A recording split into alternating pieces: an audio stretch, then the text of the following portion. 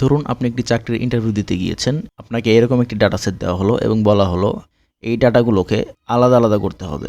এখানে আমাদের নাম, এরিয়া এবং সেলস দেওয়া রয়েছে একসাথে, আপনার এটাকে আলাদা করতে হবে। তো আপনাকে টোটাল 2টা পদ্ধতিতে এটা করতে হবে। একটা হচ্ছে ফর্মুলা ইউজ করে এবং একটা ফর্মুলা ছাড়া এটা করতে হবে। তো এটা কীভাবে করবেন চলুন সেটা দেখিয়ে দিই। তো আমরা প্রথমে ফর্মুলা ছাড়া এটা নিয়ে আসবো। তো আমরা এখান থেকে প্রথমেই যে নামটা রয়েছে নামটা লিখে দিব। তো নামটা লিখে দিয়ে আমরা যদি এন্টারে প্রেস করি এবং কিবোর্ড থেকে কন্ট্রোল এবং ক্লিক করি, দেখুন আমাদের নামগুলো কিন্তু সুন্দরভাবে আলাদা হয়ে গিয়েছে। সেম একই ওয়েতে আমরা এখানে এরিয়া লিখে দিব এবং এন্টার প্রেস করে কিবোর্ড থেকে কন্ট্রোল এবং ক্লিক করে দিব। তো আমরা এখান থেকে আবারও সেলস ভ্যালু নিয়ে আসার জন্য সেলস ভ্যালু লিখে দিব এবং এন্টার প্রেস করে আমরা যেহেতু সংখ্যা আমরা আরেকটা লিখে দিব। এখন যদি আমি এন্টার প্রেস করি এবং কন্ট্রোল ক্লিক করি, এখন আমরা কিন্তু এখানে ফাংশন ছাড়া আমাদের ডাটাগুলোকে আলাদা করে ফেললাম। এখন এটা আমরা ফাংশন ব্যবহার করে আলাদা করব। তো আমরা ইকুয়াল প্রেস করে টেক্সট লিখে দিলাম। তো আমাদের প্রথমেই দিয়ে দিতে হবে হচ্ছে আমাদের টেক্সট। এই টেক্সট হচ্ছে আমাদের এই টেক্সটটা, আমরা কমা দিয়ে দিব।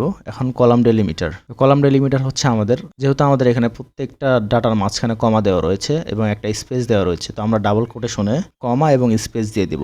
এখন যদি আমরা ডাবল কোটেশন ক্লোজ করে দিই এবং এন্টার প্রেস করি, এখন আমাদের কিন্তু ডাটা আলাদা হয়ে গিয়েছে। এখন যদি আমরা নিচে পেস্ট করে দেই, এখন আমাদের ডাটা কিন্তু খুব সুন্দরভাবে চলে আসলো।